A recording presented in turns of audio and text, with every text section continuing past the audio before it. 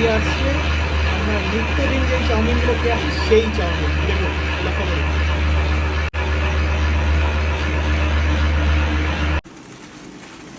দেখুন বন্ধুরা, এই হচ্ছে চাউমিন। ওকে, এখন একটা রোল পাকানো আছে, এই মেশিনের দ্বারা কিন্তু এরকম হয়ে ঠিক বেরিয়ে আসবে। আর এটা হচ্ছে ডাইস, তাই তো? এটা তুলে দেখাও। এই ডাইস অনুযায়ী কিন্তু ছোট বড় হয় চাউমিন।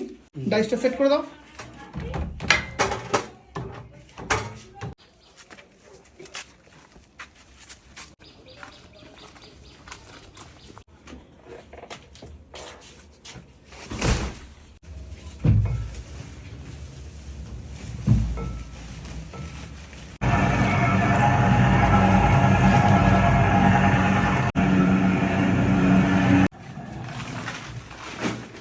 ঠিক তৈরি হবে, তাই তো?